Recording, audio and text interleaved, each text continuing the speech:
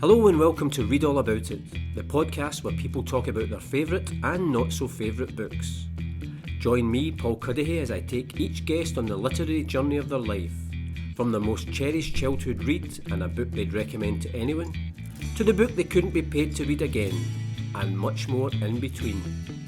So listen, enjoy, subscribe and spread the word about the Read All About It podcast. Hello and welcome to the latest episode of the Read All About It podcast. And I'm delighted to be joined this time by Teddy Jameson, who is, in the words of his Twitter profile, a Herald writer, a Spurs fan, book lover, tea drinker who dances with himself. Teddy is a highly regarded journalist with the Herald newspaper based in Glasgow as senior features writer, while he's also the author of an excellent memoir, Whose Side Are You On? Sport, The Troubles in Me, which tells the story of him growing up in Northern Ireland and the role and importance that sport played during the Troubles. Teddy, thanks for joining us on the Read All About It podcast. People that listen to you might recognise either the name or the book, because I did a previous podcast where I picked some of my favourite sports books, and that was one of them, because at the time when I read it I thought it's about so much more than sport, obviously, your memoir, but I think it's such a brilliantly written book and so captivating about such an interesting period in the history of Northern Ireland. Yeah, it feels a long time ago. So it came out in 2011, so that's nearly a decade ago, and it just feels like, oh, that's ancient history now, given everything that's gone on in the world since. But it was an attempt to kind of look back at my childhood in Northern Ireland, my teenage years in Northern Ireland, and my relationship to the place I grew up in. Because I was 6, I think, when the Troubles began. 5, 6, depends when you define when the Troubles began. And I left in '82 to go to university in Scotland, and I never went back. And yet I still consider myself Northern Irish. That's, if you ask me, that's what I'd say. But what did that mean? What did Northern Irishness mean to me? But quite often, I thinking about it, I realised that it was about sport. It was about my relationship to whether it's the Northern Ireland football team or boxers like Barry McGuigan, George Best, obviously. So I saw, my Northern Irishness expressed through them and my relationship with them. So I guess the book is an attempt to do all that, but also to look at how the Troubles impacted on sports and the people that took part. That whole idea that, sport and politics shouldn't mix. Well, of course it mixes. It's inevitable it mixes. It can't not mix. So it was an attempt to kind of look at how the kind of toxic politics of place in the 70s and 80s impacted on the sports people who came from that part of the world. Yeah, interesting. You mentioned 1982, I think it was. You said you moved to Scotland, which was obviously probably the key year for the national team, given their success in the World Cup in Spain that year. I moved to Scotland in September to go to university, so I'd watched the World Cup in '82 on my sofa in Northern Ireland. One of the bizarre things I realised when I was doing the book was that the night Northern Ireland beat Spain in Valencia, that famous 1-0 victory, Jerry Armstrong's goal, was also the night my dad was blown up by the IRA. He was fine. It wasn't a really, how to describe it. It was a big bomb, but it didn't actually injure him in any way. He was just a little bit shook up by it. So I had somehow, in the years between, that happening and writing the book, had somehow separated these two events in my head. One, because one of it's my most favourite sporting memories, and the other one, this terrible thing that happened to us, or this shocking thing that happened to us.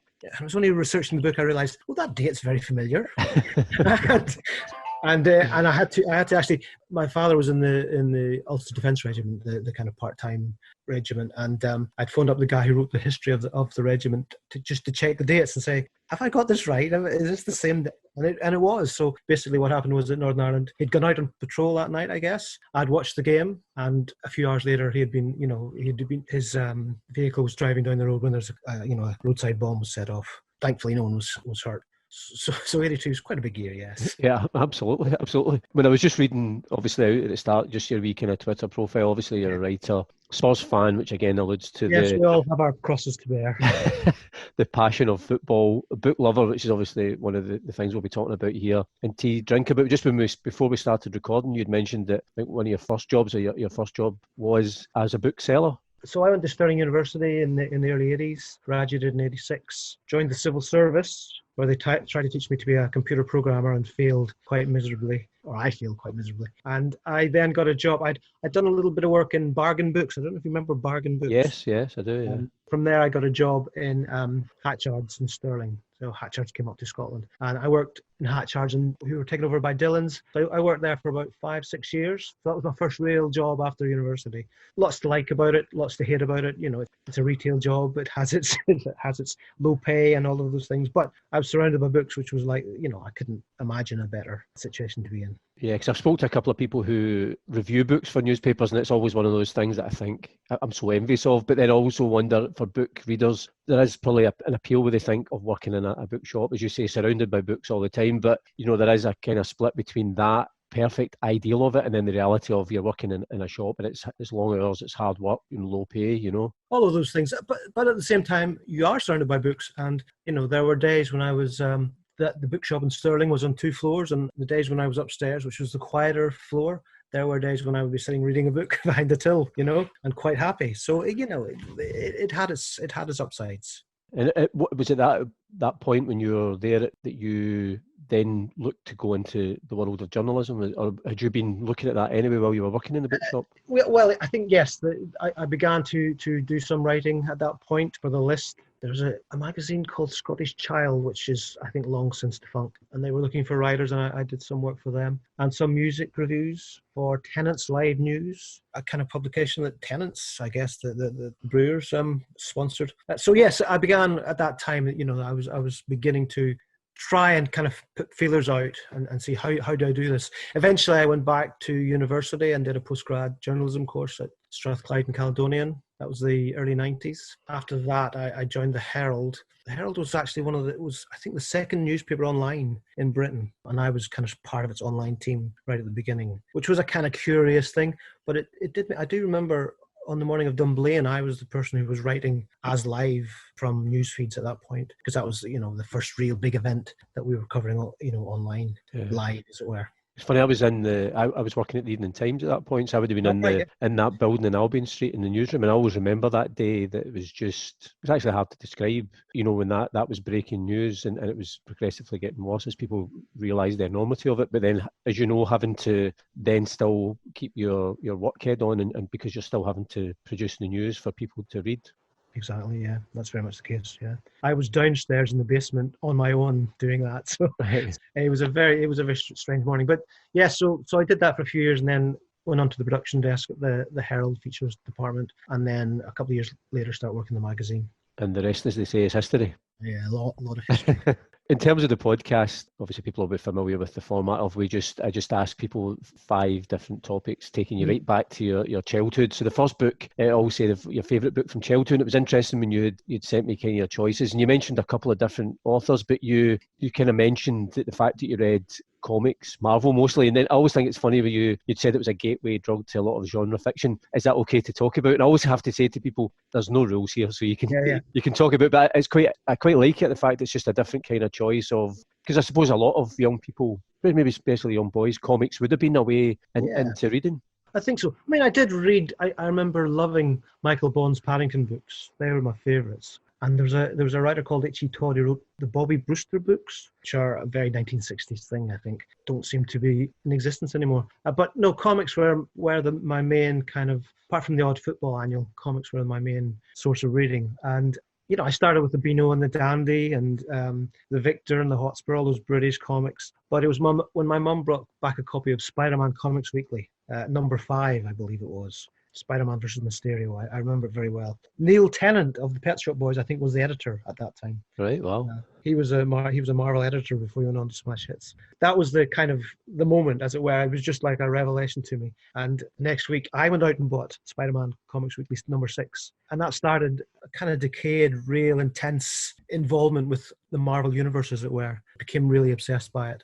So much so that, I kind of failed exams and things like that, because the only thing in my head was, who was Spider-Man fighting that week, that kind of thing. Would Peter Parker get a date with Gwen Stacy, etc., etc. Although Mary Jane Watson was actually my favourite. So yeah, that went on and it was a gateway drug, because at that point, Marvel was in the 70s was kind of expanding, and they were going into different genres. So they had lots of horror genres, horror comics, and sword and sorcery comics, etc. So and I would read the comics and then read, the fiction they were based on. So I'd read Tomb of Dracula and read Bram Stoker as a result. I'd read Conan the Barbarian and then read the Robert E. Howard stories in which they were based on.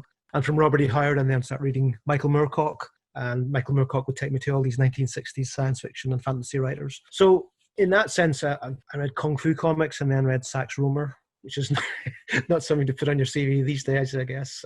But, so in a sense, it's through comics I kind of started reading lots of genre fiction across the board, which has always interested me. It wasn't like it was a new thing, but I started reading lots of science fiction and fantasy and horror and thrillers as well. I guess that, you can trace a path from Marvel Comics to liking Raymond Chandler. So yes, it very much was a gateway drug for me. What I think is interesting about that is that sometimes, when people would think that you just read comics as opposed to books, that's the way sometimes people would work, or they would be trying to encourage younger people to read books as well as comics. But the fact is that comics, as you say, they open up that curiosity of the love of reading, but then the curiosity to find out where those stories have come from, and then that takes you on that journey that maybe people wouldn't presume comics could do for you. I think that's very much the case. I mean, don't teachers say, any reading is better than no reading? And I think they're a form in themselves. And so I still read comics, for want of a better word. Graphic novels, I guess you would say, is the phrase these days. And that comes from that, initial absorption with Marvel, which then kind of filtered out. I started reading indie comics, and I still read graphic novels today, and I would happily recommend Art Spiegelman's Mouse, which is about the Holocaust. It's an astonishing book. I'm a huge fan of the Hernandez brothers, who've been writing comic strips from the early 80s, and I think Jaime Hernandez, Maggie and Hopi strips are probably one of the greatest works of literature of the late 20th century. It's an astonishing achievement. So, it's never been a lesser form, but certainly it was a way in which, I connected to a wider world of literature. How do you feel? Obviously, in recent years, it seems to me that filmmakers have realised there's this whole raft of stories that seems to be a never-ending supply of films that come out of that, particularly that whole Marvel factory, as it were. How do you feel about the adaptations? To be honest, I'm a bit of an agnostic now about Marvel. That was something I loved when I was younger, but superhero stories don't really do very much for me now. I can't say I get a lot out of them. I like the ideas of those films. Quite often I find them a bit dull.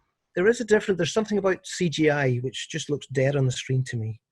I watch it and think, well, that didn't happen. That's not real. And of course it's not real, but it just feels a bit, yeah. Whereas when I still open a comic with, say, someone like Jack Kirby's art, just the punch of it, just the graphic immediacy of it is still really quite thrilling. And I just don't think any of the films have really caught that, to be honest. But clearly they're hugely successful and hugely popular. So what do I know? When I was younger, my favourite comic always was Roy the Rovers. Right, and yeah. One of my greatest achievements as the editor of the Celtic View was once interviewing Roy Race in the Celtic View. We got in touch, and it was like just a series of questions, 5 or 6 questions, and it was whoever was in charge of the Roy Race character and answered them as Roy Race. And it was interesting that it did divide opinion amongst readers who thought we were being kind of flippant, but I absolutely loved it. I'm just thinking, it's something I was reminded of, was my absorption in that world was so great and intense when I was about 11, 12. This is a terrible memory, but so I was brought up in Ulster Presbyterian background and went to church every week on a Sunday, even though I bored me silly. And when I was about 11, 12, I was confirmed into the church. So you took a series of classes, and then there was an evening service in which you were actually confirmed. And I breezed through the classes, never really gave it a thought. And then on the evening, this event suddenly felt quite significant. And I was like, oh, I'm being confirmed in the church. It seems a big deal. And I do remember kind of being nervous and looking around and thinking, oh, how do I get through this? So in my head, I imagined that the Avengers were in the where the choir would normally sit. So the Avengers were all there, willing me to go through with the service. Who knows what I was thinking? And it was only afterwards I realized, well, that's probably not very good, given that one of the Avengers was the Norse god of thunder. So I wasn't really sure God would be wildly thrilled about that. Well, at least you weren't struck down at the time, so it would have been okay. Well, I wasn't, no. Who knows? In terms of your literary journey, if I take you on from your book from childhood, and it was more kind of favourite book from teenage formative years, and immediately I think, like a lot of people, you realise how difficult this is, because how do you choose just one book? Because there's a never ending, at that age you're like a sponge in terms of soaking up what you're reading, Totally. And I mean, I started off reading a lot of, as I say, genre fiction. I was really into science fiction as a teenager. I loved J.G. Ballard's short stories, Brian Aldiss, Harlan Ellison. Philip K. Dick was a bit later. So I loved all those guys, but I also loved Sherlock Holmes. I loved M.R. James. And then went to university and you're kind of forced to read the classics a little bit, but I do remember discovering The Great Gatsby and being just blown away by it. And I suppose that was the one book more than any else that has stayed with me all these years. One of the many things that I love about doing this podcast is, and you know yourself, in terms of any conversations you've ever had about books, it's such a subjective thing, because one of the recent episodes that was broadcast was a girl called Nicola Smith, who's a journalist, and in the category, which we'll go to later, of the book that she couldn't be paid to read again, it was The Great Gatsby. Yeah. But she did say, she says, I know people will be listening to this going, no. Well, I mean, you know, it's a curious one. I'm actually reading. Do you know what? I started this week. I should really reread that again. It's been a while since I read it. Maybe it's not as good as I remember it. And I sat down, and I'm only about halfway through it at the moment. I sat down and started reading again, and at the beginning I was thinking, oh, maybe it's not quite as good as I recall. But then I'm now 140 pages into it and something like that, and I'm just loving it. I think it's just still seems to me this vivid, thrilling, kind of heady concoction of words. I just adore it. I think it's got a real sense of New York in the 1920s. I'm not very interested in the plot. It doesn't really, plots aren't that important to me. I just love the writing of it. I just think it just glides. It just glides. When I was interviewing Nicola, and I did a wee bit of research into the book, and it was interesting. It wasn't an instant bestseller. It wasn't instantly acclaimed as a classic. It did take a wee bit of time from when it was published. I think it was in the 40s it started to really take off in that popularity. And then over a period of time, it's just been generally regarded as a classic of 20th century American literature. Yes, but I think Paul, it still has this kind of, there's a suspicion about it. It just seems a bit too easy for people. You know, they read it and think, yeah, it's all surface. But I think it's more than that. Some writers, and the ones that spring to mind, Roddy Doyle is a good example. Elmore Leonard, the crime writer. And it's so easy to read them that you think, well, there's no work involved in this at all. And I think Gatsby's a little bit like that. It just feels so easy to read that you think, oh, there's nothing here. And then you look at it again, you realize, God, this is astonishing what he's doing. You know, the use of language and it's lots of dialogue in Gatsby. But then there are these kind of quite lyric passages, most famously the last couple of pages, which is one of the great endings of literature, I think. The fact that it's so easy to read, I think some people are suspicious of it. There is that connection between difficulty and meaning, I suppose. The more difficult thing is, the more important it must be. And I don't adhere to that at all. So it's interesting when you talk about somebody like Roddy Doyle, and what always fascinates me about a lot of his books is they're very dialogue driven. And as you say, it can seem effortless, and it's almost like he's just recording a conversation like you and I having, but there's a real talent to make something seem that easy without the need for any sort of superfluous description. He tells you everything you need to know in that story just by how the characters talk and what they say. Very much so. Gatsby isn't like that. Gatsby's, there's lots of description, and the description is just joyous. One of the other things I love about it is that it's a New York novel. And when I was younger, New York fascinated me. I have been once and wasn't that bothered about it, but the place as a kind of place in my head has always been, thrilling to me. So, there's this paragraph here. I began to like New York, the racy, adventurous feel of it at night, and the satisfaction that the constant flicker of men and women and machines gives to the restless eye. I mean, just even that sentence just feels like, that's exactly what the thrill of a city is. It's just the motion and people and noise and all those things about it. And I just think he's great at that. He's just great at just catching something in a fleeting sentence. When you were sending me through your book choices, and one of the other books you mentioned in that was Ian Banks' The Wasp Factory. What was it about that? I think the Irish Times described it as a work of unparalleled depravity. Yeah, well, I think there's some merit in that description. Well, I like Ian Banks because he's a Stirling Uni graduate, so I feel that fellow feeling, even though he's a much greater talent than I ever would be. I just remember the impact of reading that book, which would have been when it came out, 84, 85, I think. 84, yeah. The writer Douglas Copeland once said, you don't remember books, you remember the perfume of books. And I remember the perfume of that book, which is like, it's rank, it's rotten, it smells of decay. But also, it's a weird book in that it's set on an island or on a bit of land that kind of separates from the mainland in some way, an isthmus or something. And that sense of being, it's a kind of boy's fantasy, isn't it, in a way? But it's just been turned to the darkest possible setting. Yeah, it's stuck with me.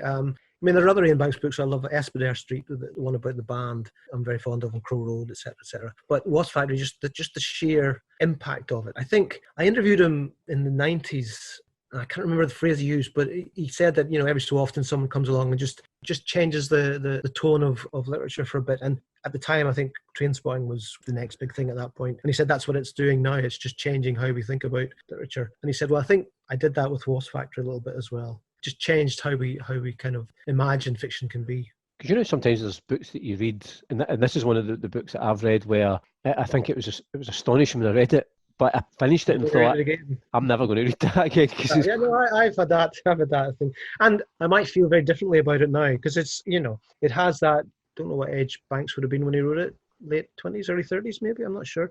But it has that young man's kind of, there's a callousness to it, I think. It kind of revels in its kind of Jacobean in the way it revels in its kind of darker corners. So I might struggle to read it again. But at the time, I remember being really, really hit hard by it. I was always surprised as well that it was never, I don't think it's ever been turned into a film. And I always thought it was a sort of book that lends itself, although albeit very darkly, to the cinema. Maybe it's too dark. I don't know. It's not a happy story. So maybe that's part of it. You're right, although they are making a TV adaptation of his science fiction culture novels, aren't they? I think, or that's the plan. So I'm surprised more of his books haven't been, the ones that have been turned into TV and film. It's kind of the ones you think, apart from The Crow Road, I think it's kind of his later books that aren't as interesting, to be honest. The Bridge, so how could you turn The Bridge into a TV series well, you can have fun trying, I guess. But yeah, you're right, The Wasp Factory. I think maybe it is simply just too dark to go there.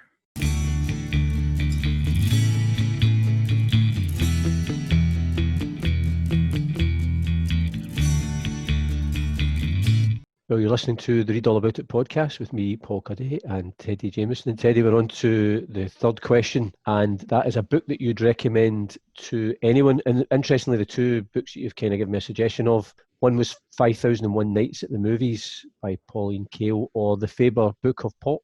I think reviewers get a bad name. There's this kind of general sense in the culture that reviewers are irrelevant or aren't very important and we shouldn't pay them any attention. It's part of, I guess, the democratization of social media that's happened. So why should we care what this person thinks? But it always seems to me, why would you not care what someone thinks if they're genuinely engaged in the subject? I love Pauline Kael. I don't know where she is at the moment in terms of her kind of cultural standing. It goes up and down. She was a film critic for The New Yorker, I think, from the late 60s to start of the 90s, I think it was. Most famously, she was the one that championed Bonnie and Clyde. When it came out, it was savaged by the press. And she was the one that kind of wrote a huge essay in The New Yorker saying why it was great and turned the thinking around about the film. So in that sense, she's a perfect example of someone who actually shows what a reviewer can do and change how we think about films and books, etc., etc.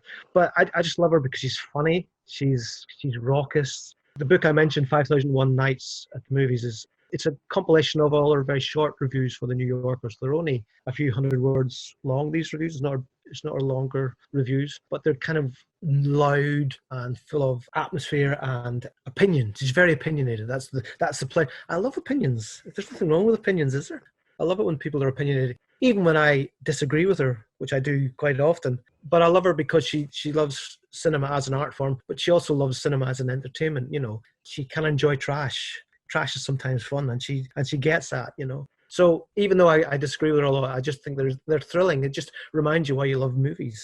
You mentioned, obviously you love opinions, people having opinions, but also you touched on the whole kind of the world of social media. Does it worry you that idea of people being able to express a view, even on particular art forms, a book, a film, a TV programme, there's that danger when you put yourself out now, you get absolutely slaughtered because I'm not sure if people are used to debating the way that they would have been before and accepting there's other opinions and trying to bring people around to your opinion or vice versa. Unfortunately, I just think that's one of the elements of social media. It kind of polarizes debate. It has the idea that everything's binary. It's either wonderful or terrible, and there's no in-between ground.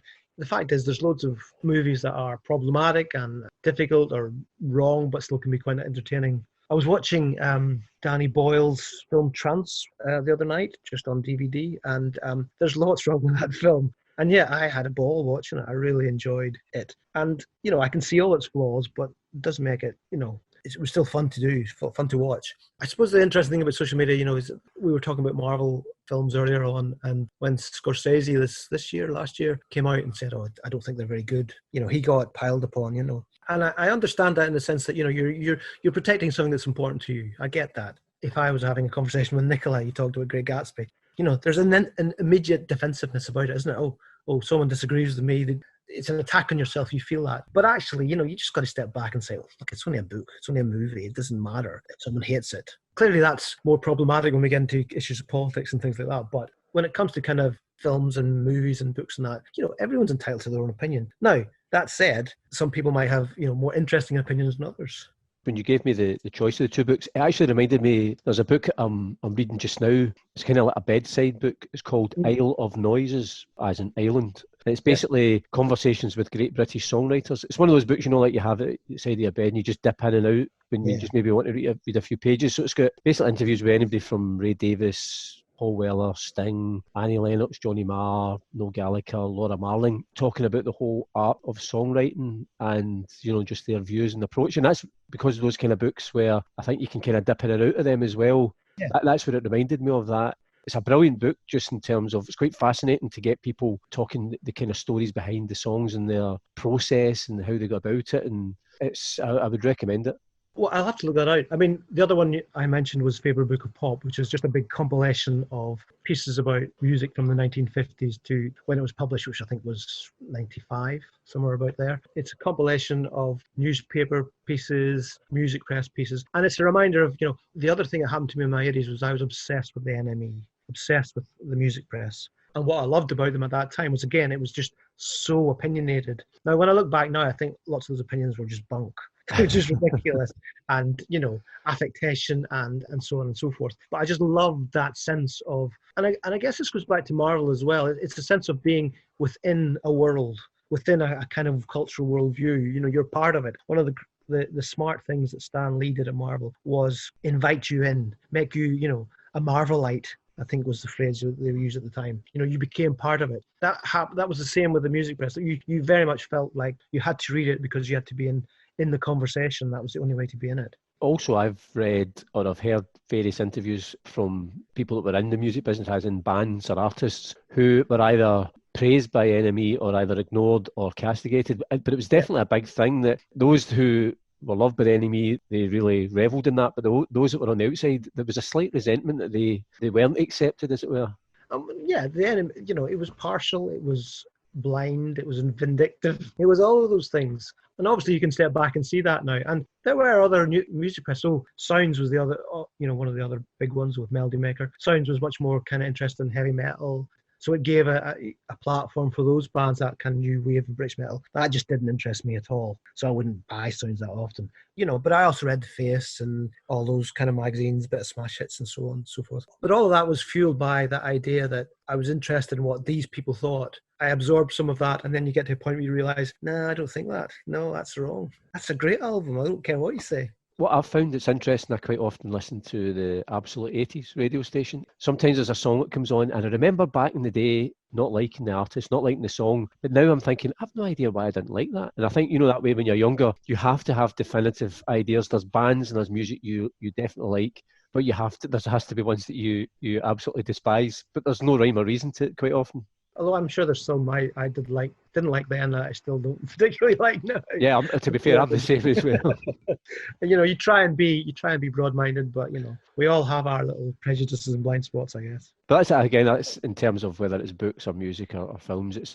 I like that because it should be subjective. It's your own opinion. It would be terrible if everybody just had the exact same. I always say, how do we know we're better than other people if we don't have our opinions? Well, exactly. But I also think there isn't an objective way of reading a book. I don't think. We all bring our own experiences, our own interests to, you sit down with a book and it speaks to you because probably there's something in it that speaks to yourself, whether it's a biographical detail or a situation or even a fantasy, whatever it might be. You respond because there's something in it that speaks to you. Clearly, the same person could read that book and have no response to it whatsoever, or a very different response, because they're different people. So, all books, all films, all music, they kind of become, it's that idea that, they become your own text. They become part of you in a sense and how you respond to them. Some of them you won't respond to at all, and therefore they're just kind of in the background. But when you really connect with the book, and clearly it's speaking to you in some way. Do you ever find when you recommend, particularly books that you've got a particular attachment to or you particularly love and you recommend them to other people? Obviously, as you say, they have to approach them and decide themselves, but is there a wee slight disappointment if they come back to you and go, nah, not for me? Totally, because the reason you love something is because it becomes part of you, doesn't it? And then when someone else says, "Oh, I don't really like that," you are immediately defensive, I think, and you just have to step back and say, "Well, it's just not for them. That's fine." There's one or two books where I'm guilty of You get that. upset. Not upset, but I just think really I kind of have to stop myself from judging other people who say The Cone Gatherers is one such book that I constantly talk about it, but how much I love it. But obviously not everybody can or will love it. That's a book I've never read, and I guess that's a Scottish book that gets taught a lot at school. I think maybe more recently, but certainly my daughters were taught it at school, and they have a bit of an antipathy towards it. That connection with school and books can be a problematic one, I think. We jumped from a book that you would recommend to anyone to a book that you couldn't be paid to read again. And interestingly, I suppose that goes to maybe the heart of how you read, that, you were saying that if you're not enjoying something, you stop reading. So it's hard to have that kind of strong opinion because you haven't maybe invested time that it's not been worth it by finishing the book. I haven't made the effort, but that's it. No, I'm a very impatient reader. If something doesn't really connect with me, I don't feel any guilt at all in not finishing it. I think that might have been different 20, 30 years ago, but now definitely not. There's too many books in the world. If it's not speaking to you, don't bother. And there are loads of books which I've never attempted. I'm guessing I'm now in my 50s. I ain't going to read War and Peace now. I don't think it's probably not going to happen. Well, interestingly, you should say that, because at the start of the lockdown, I started reading and I have finished War and Peace. Wow. Respect. And I really enjoyed it. It was a bit of a slog. It's about 1,500 pages long, but halfway through it, there was something that clicked into place. It's quite easy to read in the style, but it's like there's a whole load of it's just a Russian soap opera, and I started hearing the characters in the voices of EastEnders characters, which was slightly surreal.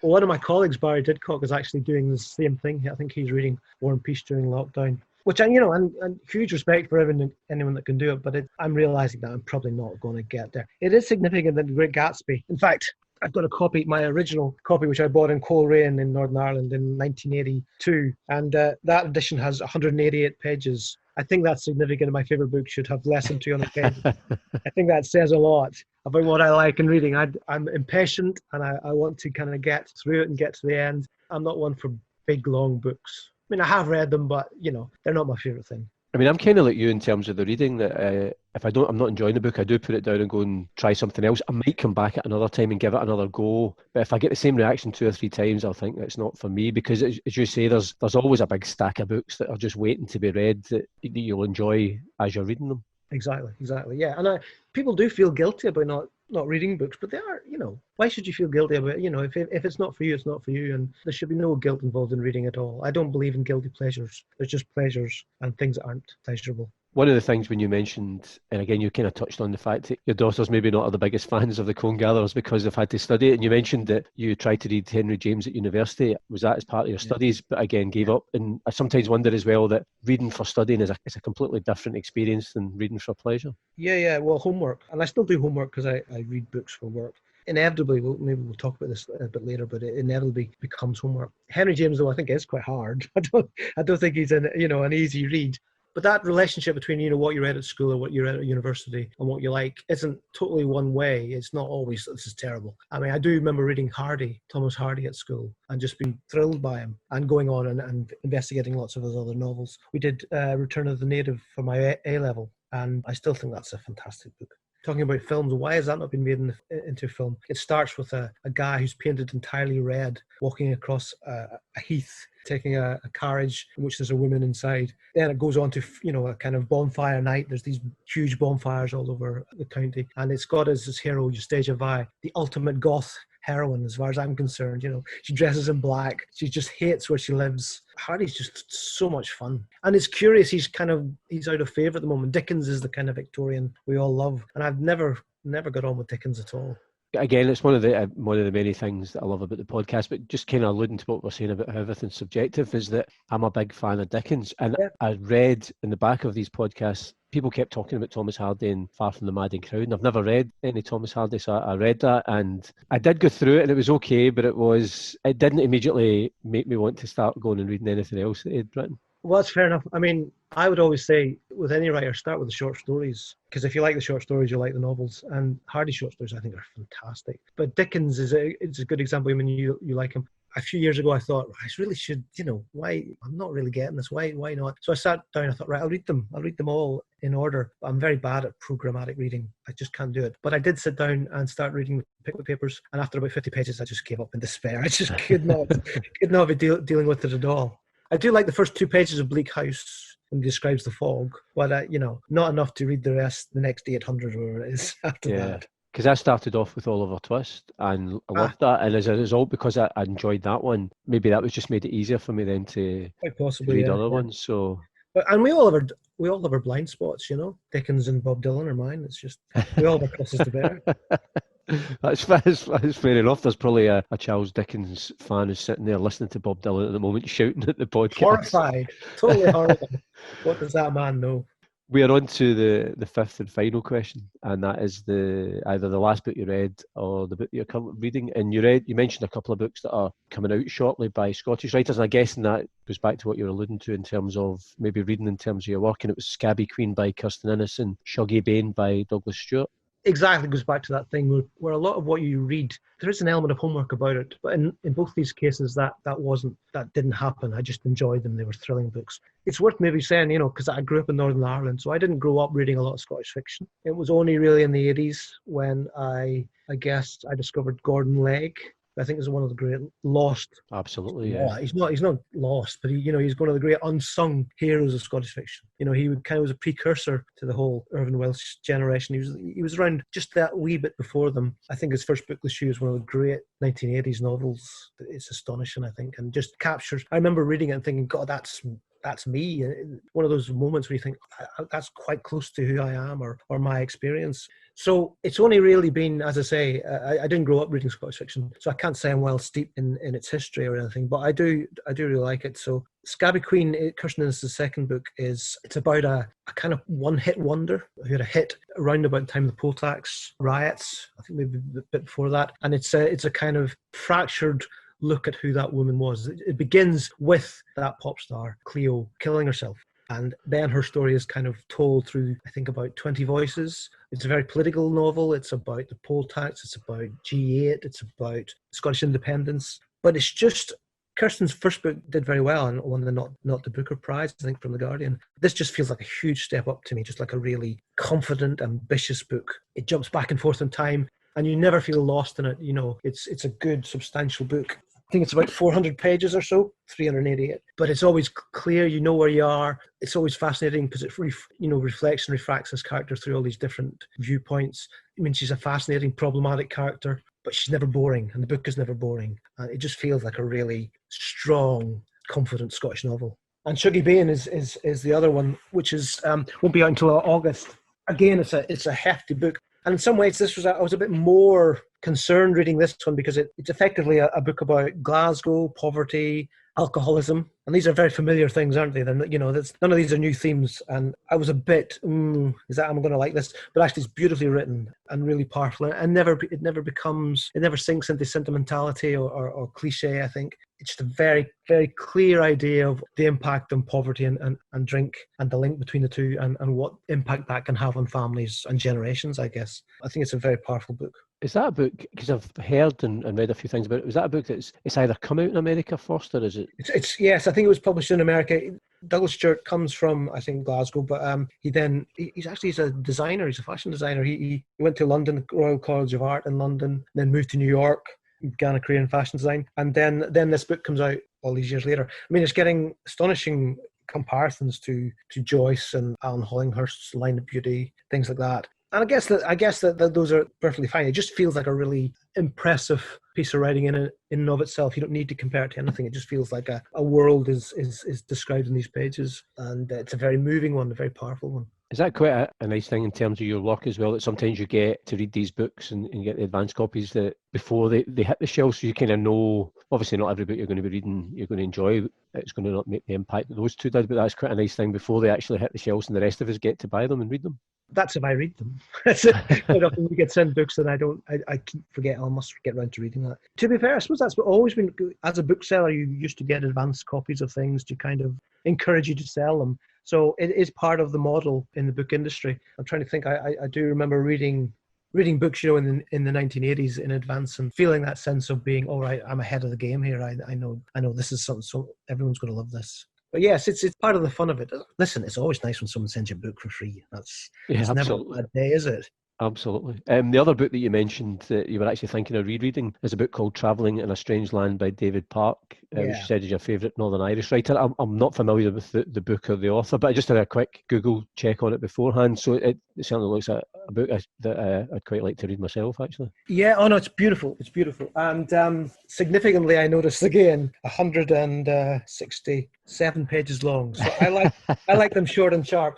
I grew up in Northern Ireland. When I came to Scotland, the reason I came to Scotland was to not be in Northern Ireland because the Troubles were on. I just wanted to get away from that. But, I've loved so many Northern Irish novels over the last 20, 30 years. There's been so many great Northern Irish writers who aren't particularly well celebrated, I think, partly just because it's a corner of the UK that just gets overlooked for reasons good and bad. But, there's people like Robert McLean Wilson's book Eureka Street, which I think is astonishing. Glenn Patterson's a great writer. There's lots of really good writers at the moment, Lucy Caldwell and Wendy Erskine. So David Park, though, my relationship with him, here's an example of one of those books I got in advance. I got an advance copy of his first book of short stories, Oranges from Spain. And I can still vividly remember the day I sat down at lunch to read one of them. And it was set basically in the town I grew up in, more or less. It was Portstewart, which is a few miles away from Coleraine. And that sense of connection, was huge, because you just don't. One of the other reasons I love Gordon Legg is he writes about central Scotland, which is where I live. And that sense of somewhere that's not really on the main drag, as it were, getting written about.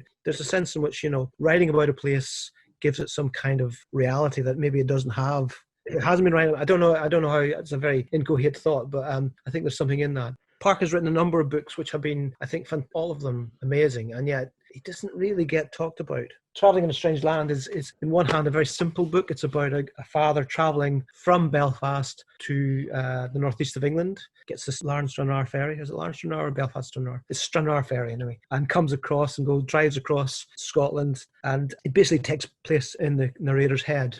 It teases out the story and the backstory, and it's just beautifully done. I think he's an amazing writer. It's an astonishing book that really should be much better known. But unfortunately, I think because it's Northern Irish, it kind of gets overlooked a little. Which is a shame, I think, because as you say, you're just rattling off a whole variety of authors, which I'm guessing a lot of people wouldn't have heard of. And I don't know, is that in terms of UK wide, does it become like kind of London centric in terms of literature? Is that the difficulty? I think that's kind of inevitable. We have a very centralized culture, very centralized society. London is the big magnet that draws everyone to it and draws attention. And that's not necessarily a bad thing. There's loads of people loads of great London writers, and I'm fascinated by London. It's a fascinating city. But I do think that as a result, we do culturally kind of overlook corners, and it needs a big, you need a kind of movement. So, for example, when Trainspotting comes along, it helps that there are all those other writers, Alan Warner and Duncan MacLean, around there, kind of amplifying the message, as it were. I think that's an important thing, So people. And let's be honest, the media is mostly based in London. The national media is based in London. But it's the same in Scotland. I work for the Herald. We are not really great on Aberdeen or the Highlands because, that's not where we are. So inevitably you miss things. Did the success of Milkman, do you think that's helped at all in terms of putting a spotlight on the literature and yeah, I think it helps a little bit. The only, I mean, I've got it on my shelf right through there. I still haven't read it. And my only kind of concern about that is that, of course, it's a book about the Troubles that wins the award. Do you know what I mean? And Northern Ireland's a strange and still damaged place, but the Troubles are now, thankfully, for the most part, 20 years behind us. Well, Lyra McKee would give the lie to that, her death last year, but there are writers now who are writing about the post-Troubles Northern Ireland, and it itself is a strange and curious place. But I sometimes wonder, in a way, I suppose Glasgow will always be associated with violence and alcohol and football and things like that. That's not Glasgow. That's not the entirety of Glasgow. It needs to be represented in different ways. But cliche is always there. It's always an easy shorthand. Having said that, the Milkman rather sounds like a great book. I haven't read it, so I can't comment. So it's not, hopefully not prey to any of those flaws. But I'm just aware that yeah, it's the novel about the troubles that wins the award. In terms of your own writing, obviously I mentioned right at the start about the memoir that you published about 9 years ago now. Have you ever been either tempted to go back and write another book or even just a novel? Well, yeah, it's always been an attractive idea, but I'm in my 50s and I haven't done it. I'm guessing that I'm clearly not driven enough to do it. Even a book under 200 pages, you could. Well, it doesn't have to be. No, I fantasize about it. I've always had ideas in my head, but I've never, now and again I'll write something down. But the world doesn't need another mediocre book. Let's be honest. There's lots of them out there. To be fair, the one book you did publish, I would say that's not a word I would use to have described it anyway. So that's very kind of you. No, I would love to write more, but I just haven't got the energy. And personal circumstances. My late wife was very ill for a long time, and the book I wrote was kind of in a window in the middle of her illness. I had a couple of years in which I was kind of able to do that, but it hasn't really been a priority for a long time because life gets in the way of things. And I'm writing a lot of words every week for the Herald. So the idea of writing a book, after that, just I haven't had an idea that's strong enough to make it worthwhile, I guess. So you just stick to reading these books under 200 pages and raving about them? I will read 250 or 300 if it's required. But do you know what? I love short stories. I really think that it's an amazing art form. And the reason is because when you're reading a short story or a short novel, you can keep it all in your head. I think when a novel's 400 pages, 500 pages, you'll read it, but you'll not retain all of it. Whereas a short story or a short novel, it's alive in you all the time you're reading it. Do you know what I mean? So what happened on the first page is still in your head by the end of it. So in a sense, you get the story more, I think.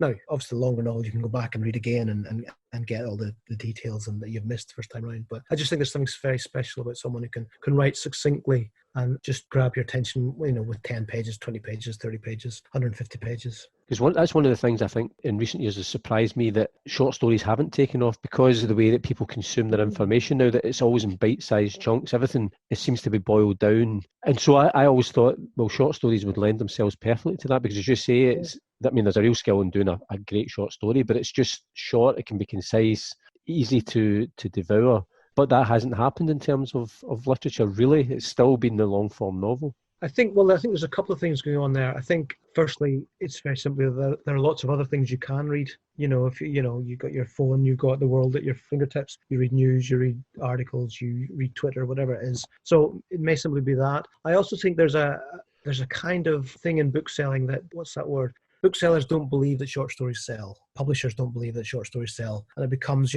therefore that they don't put the effort into it in a sense, because they don't. It's self-fulfilling prophecy. That's what I'm trying to say. So I think there's a bit of that going on, and it may be because if you go to Tesco or one of the supermarkets where they sell books, all the books are kind of the same. I mean, it's quite they have a very rigid choice of books, but they're also like big, chunky 400-page novels, because clearly there's a sense that readers want that value. If you're paying £10 or something for a book, you want something that's going to last you more than a couple of hours. That is something that goes on in readers' heads and publishers' heads as well. It has to be value for money. But of course, a short story or a short novel can just pack so much in. Of course, it's value for money if you enjoy it. Well, certainly, as from a man who's read War and Peace to a man who's never going to read War and Peace, I suppose there's probably a happy medium in between that 1,500 words to 200. Exactly. Have you read Proust, though, Paul?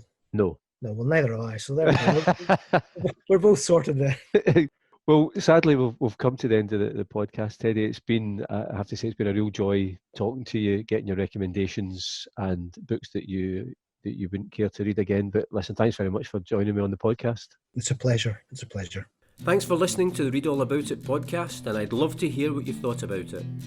You can get in touch via Twitter at ReadAllAbout20, on Instagram at ReadAllAboutItPodcast, or you can send an email to readallaboutit@paulcuddihy.com. If you've enjoyed the podcast, subscribe, leave a review and spread the word.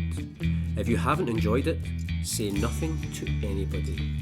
But I do hope you can join me, Paul Cuddihy, next time on the Read All About It podcast. And in the meantime, keep reading.